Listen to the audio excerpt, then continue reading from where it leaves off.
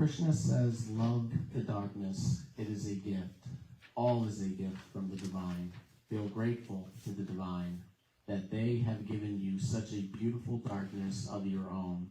So pure and uncontaminated, relax into it. And as you relax, it disappears. When you have relaxed totally, it is no more found. Then you have arrived at the very source of all darkness and all light as one.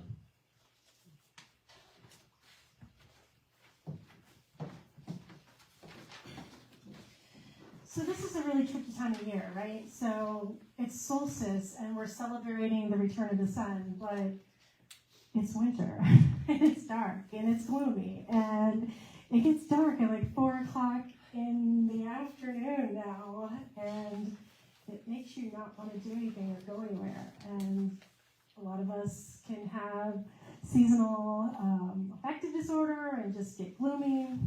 And I feel like in general, lately, a lot of us are getting used to living in what seems to be this looming darkness. So many people come into the shop and just talk about how depressed they are, how sad they are.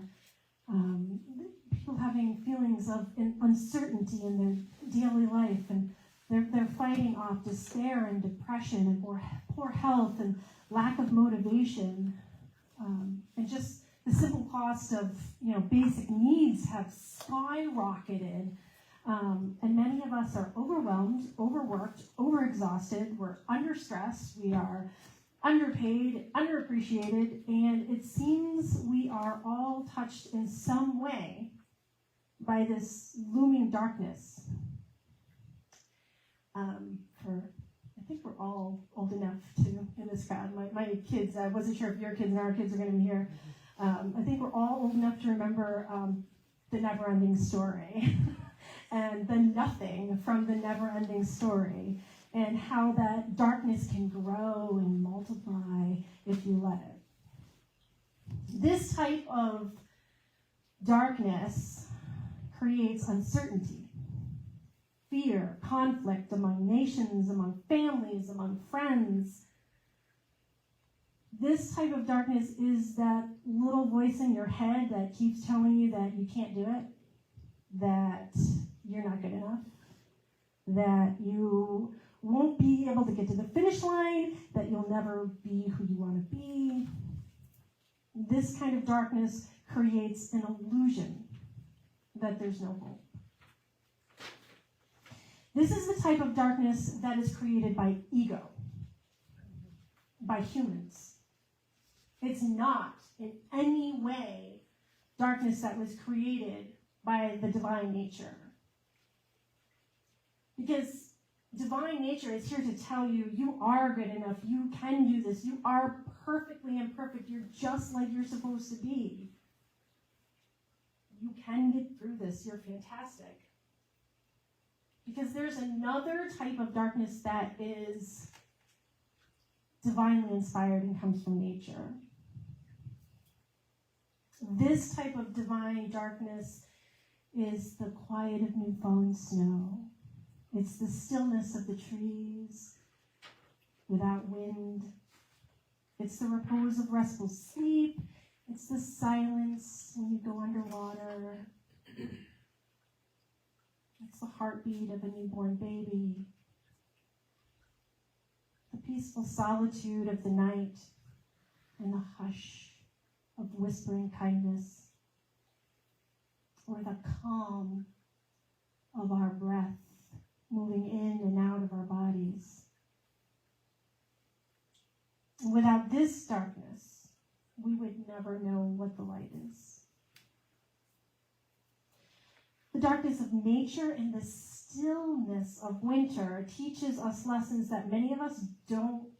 There's so many people that they don't want to know these things anymore. We're on the go, go, go. And that's actually what creates the other darkness of ego.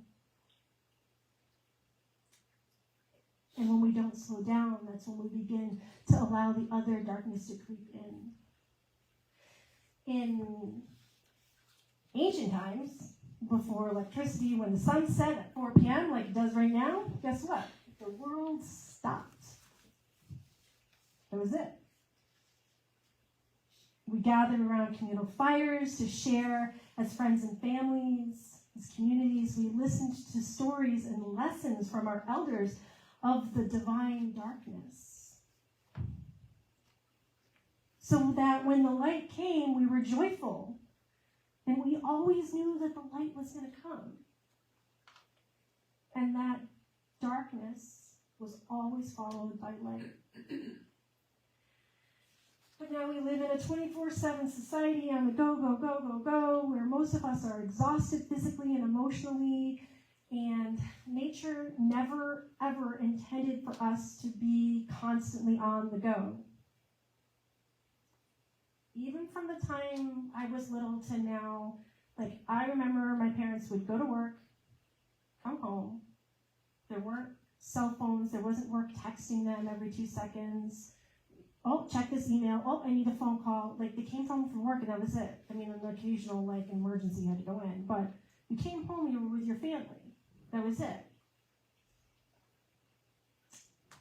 You went back to work the next day. You got to come home and relax. And we don't have that luxury anymore. Like, so many of our jobs are constantly texting us, constantly emailing us, constantly. We never shut down unless we set boundaries. Because the good news is, ding, ding, ding, we're the authors of our own stories. And we should ask ourselves how we want to define our lives, especially during this season, right now, during the season of darkness. Will we allow the ego-driven darkness of the nothing to kind of spread into our hearts? Or will we choose to shatter that darkness like 1,000 sunshines and light up the night sky?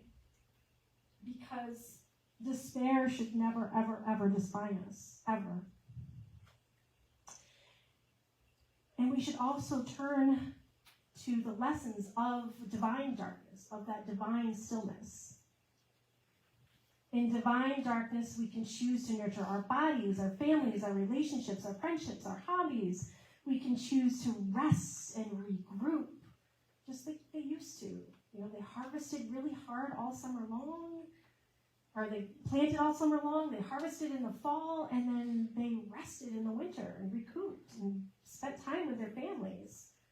We shouldn't be afraid to say no to things that we don't want to do, and we shouldn't be afraid to set those boundaries. Because in this divine darkness, when the sun goes down at 4 p.m., we can choose to go home after school, after work, and we can rest, we can read, we can meditate, we can manifest. We can choose to turn off our phones, our TVs, our computers, all of that, and rest. So many of us have this idea now that rest is idleness, but it's not. It's necessary. It's certainly not weakness. It's okay to give yourself permission to have fun or to rest or do whatever you want to do during this time of divine darkness. And listen to the lessons that you hear in that quiet.